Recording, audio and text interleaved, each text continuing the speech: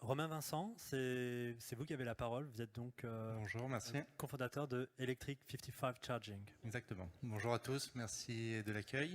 Electric 55 Charging est un opérateur indépendant de bornes de recharge pour véhicules électriques.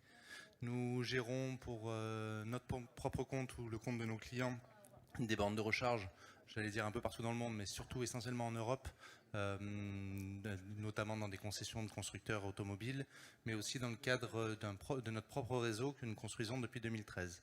La société a été d'abord baptisée Plus de bornes, et avec notre expansion un peu à l'international en 2017 lors d'une augmentation de capital, on a profité pour donner un nom un peu plus international.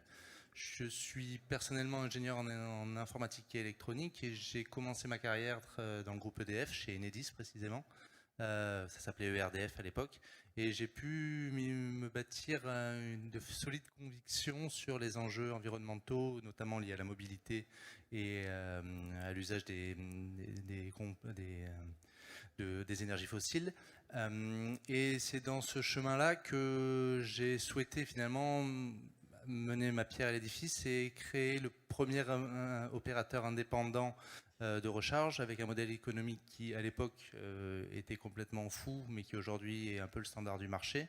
C'est simplement le fait qu'on finance des bornes de recharge et on se rémunère sur le fait que les gens les utilisent. Donc en fait, on a une obligation de résultat parce que notre rémunération est directement corrélée au fait que les infrastructures soient d'une part utilisées et de l'autre qu'elles fonctionnent. Donc ça a été les pierres les fondatrices de notre succès parce que ce modèle un peu responsabilisant a été identifié par un certain nombre d'acteurs et petit à petit il y a des grands groupes type Nissan, Renault, le groupe Bolloré et certains autres de grands groupes qui sont venus chercher nos compétences et aujourd'hui ce qui fait que pour la première fois depuis 8 ans, on va faire 1 million d'euros de chiffre d'affaires. Vous allez dire c'est pas beaucoup pour une start-up au bout de 8 ans, mais c'est aussi le signe d'un décollage pour nous. Le marché, il n'a plus grand-chose à voir avec ce qu'on a pu connaître il y a 8 ans. Et aujourd'hui, on s'inscrit dans des rails en fait, d'une ambition un peu nettement plus importante. Ce qu'il faut savoir, c'est que naïvement, au départ, on pensait trouver sur le marché les compétences, les solutions techniques, que ce soit logiciel ou software ou hardware, nécessaires à faire notre métier d'opérateur et notre modèle économique. Mais en fait, ça n'existait pas et ça n'existe pas toujours pas vraiment. Et la maturité est pas parfaite, quels qu'en soient les acteurs. Et ça nous a obligés finalement à construire et à innover depuis 8 ans, brique par brique. Et on a toujours eu à cœur finalement de se positionner sur des logiques long terme et je vais citer 2 exemples qui à mon avis illustrent bien ces propos. Le premier, c'est notre participation au projet porté par Enedis encore qui s'appelle Avenir, qui vise en fait à anticiper et à mesurer l'impact de la généralisation des bornes de recharge. Parce que je ne vous l'ai pas dit, mais ma vision à long terme, c'est qu'il y ait des bornes de recharge de partout et que finalement chaque place de parking soit un lieu de recharge pour les nouvelles mobilités au sens large. Donc dans ce projet à venir, on expérimente des choses assez intéressantes, comme la possibilité de recevoir finalement des ordres directement de la part du réseau pour nous informer en temps réel de l'état et de la qualité de l'électricité.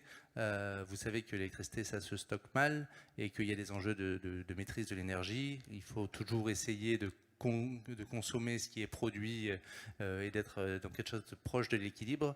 Les bornes de recharge deviennent finalement un levier à la transition énergétique extrêmement pertinent, c'est-à-dire que je fais simple, mais en temps réel, en fonction de l'augmentation des consommations, mais aussi un nuage qui passe devant le soleil et finalement une baisse de production au niveau local sur les panneaux solaires, et bien, directement, techniquement, aujourd'hui, on a prouvé qu'on était capable d'ajuster la consommation sur les bornes de recharge afin d'avoir un rôle d'acteur sur la maîtrise de l'énergie et sur la généralisation finalement d'une part des bornes de recharge, mais aussi des énergies renouvelables et intermittentes.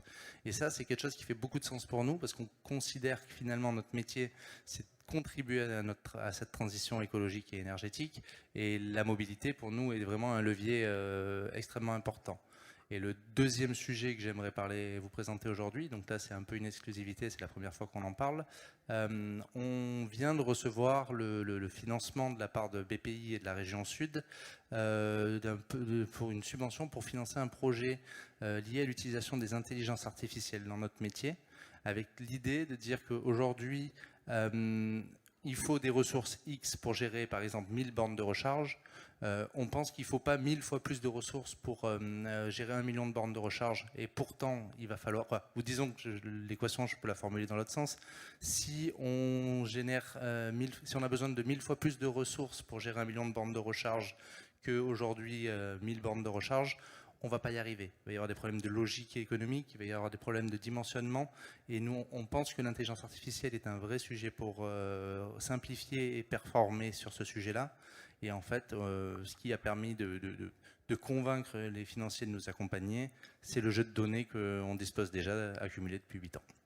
Merci beaucoup. Merci à vous. Merci à vous deux.